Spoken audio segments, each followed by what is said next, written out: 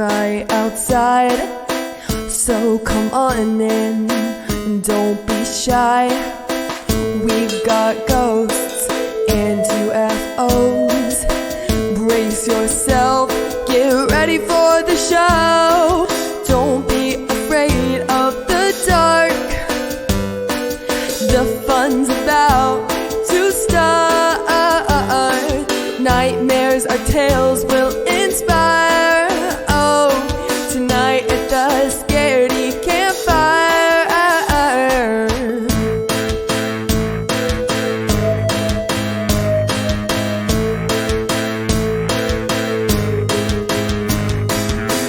Have you heard tell of a demon next door? Or maybe a cryptid on the lake shore?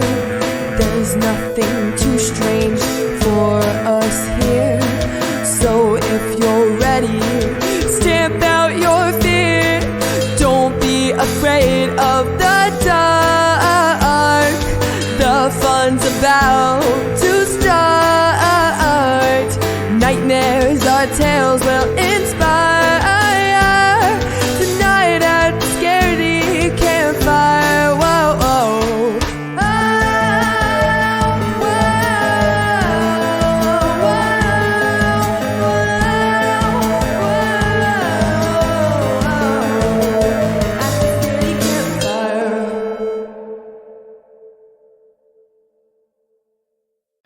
Welcome back, campers, to episode 66 of The Scaredy Campfires.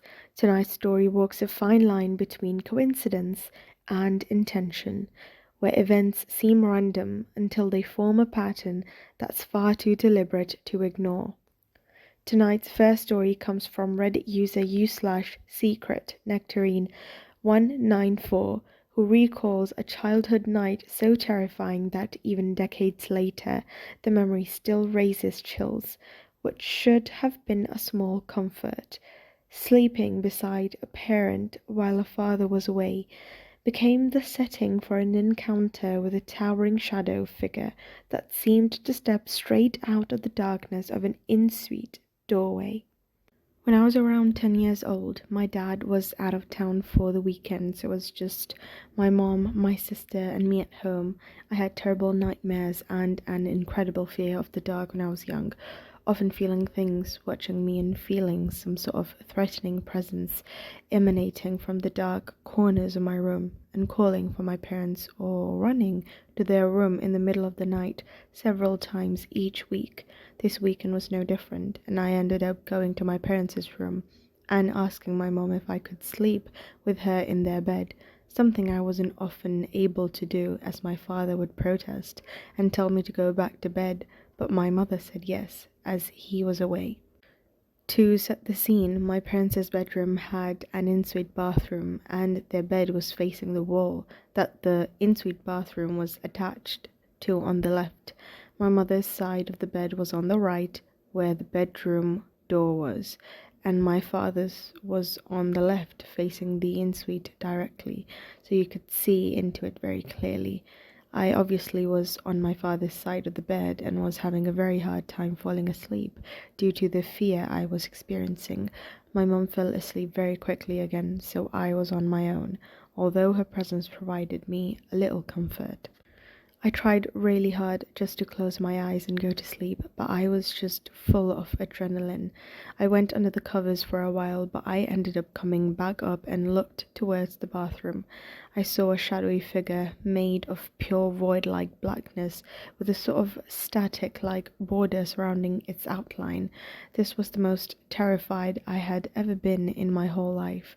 The figure was as tall as the doorway into the bathroom, almost 7 feet tall, and I could tell that he was staring at me. When I looked at him, I began to sweat profusely, ending up soaking wet and feeling my pajamas sticking to my skin. He began speaking to me in this extremely low pitch and distorted voice and began ordering me to go downstairs into the boiler room, which was his undeveloped area in my basement that I was utterly terrified of and had been for years. I had always felt this horrible energy emanating from that area. I couldn't be down there by myself. Even as a teenager, I was in complete shock and didn't respond at all. He said that if I didn't go down there, then he would rape and murder my mum and sister and make me watch. I didn't even know what the word rape meant at this age, so I find it hard to believe that my mind would conjure something like this up on its own. I was mortified by what this entity was saying to me, and I frantically started shaking my mother, trying to wake her up, but she wouldn't wake up whatsoever. I even slapped her across the face as a last resort, but it was like she was dead. She didn't respond at all. The entity just kept telling me to go downstairs, and that I was a little bitch, calling me a laundry list of horrible names and telling me awful and demeaning things about myself. I was just petrified. I stayed frozen in bed and put my head under the covers, shaking and freaking the fuck out. I genuinely have never been so terrified in my life, and I ended up passing out from fear, fully drenched in terror-induced sweat.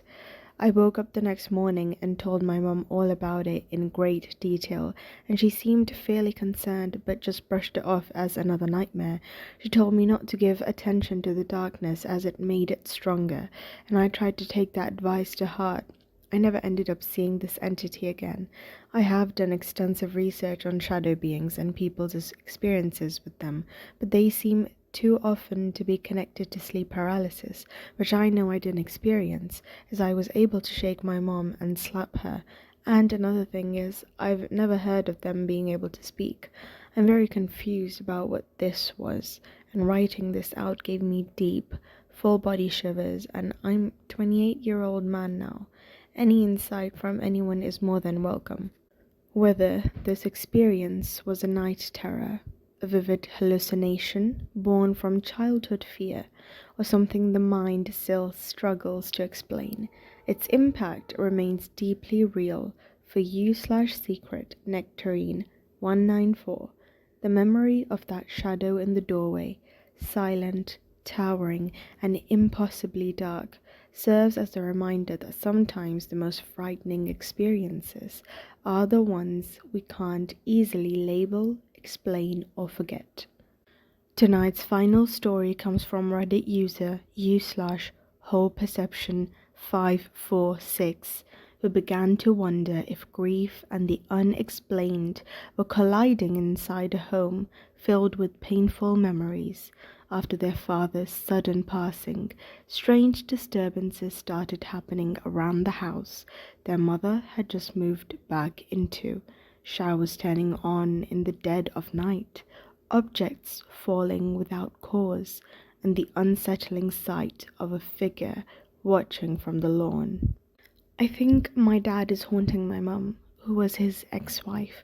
The reason I think it's my dad is because he died 2 years ago from diabetic ketoacidosis, which involves extremely high blood sugar.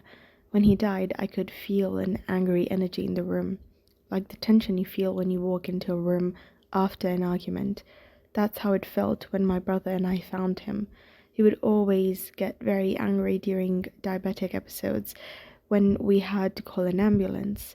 When he came back from the hospital, he'd be cussing, apologizing, and feeling really down. Because of that, and the way he died, I feel like he was angry at the time of his death. At that time, my brother and I were living in the house. We stayed there for about 6 more months, and then my mum decided to move back in, so my brother and I moved out. She has since renovated the house. About 2 weeks ago, my mum was asleep, and around 3 in the morning, the shower turned on by itself. She walked in and said the bathroom was steamy and she could hear tapping on the window. She also says that things get knocked over in places where they shouldn't be falling. Today, when she and her new husband were leaving the house and getting into an Uber, they said they saw a figure standing on the front lawn looking at them. I just want to know what the course of action should be. Part of me wants to go over there and tell them to move on, because he was a very Christian man. He went to church regularly and was very Bible focused. Everyone at the church described him as very devout. I knew who he was as a person, but I also feel that the way he died could have kept him on this plane. He's also the only person who has ever died in that house. So, update. I went and spoke to my father, or what could have been my father. I told him that I wasn't angry with him, that it wasn't good for him to still be in this life or on this plane, and that he deserved to move on. I felt something afterward, warmth in the air followed by cold. So I think that may have been him moving on. My mum says that since then she hasn't noticed anything strange. I'm choosing to believe that he has moved on, and hopefully that will be the end of it. After gathering the courage to speak aloud to whatever presence might have remained, the user describes a sudden shift in the atmosphere, warmth turning to cold, and then quiet. Since that moment, the disturbances have stopped. Whether this was a grieving mind finding closure or something truly leaving the space behind, the house has fallen still again, and for the first time in a long while, so has the feeling inside it.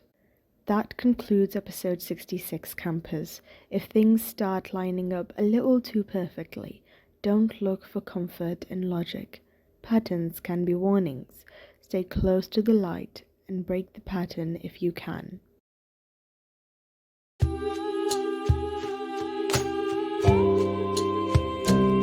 As the night gets longer and the darkness creeps in, with the eerie silence broken only by whispering wind, come gather round the fire, the flickering flames, and hear the tales of the spooky and strange. Chill up your back, a shiver up your spine. You'll be haunted by the things that you find. Legends will unfold and stories will be told at the scary campfire, for only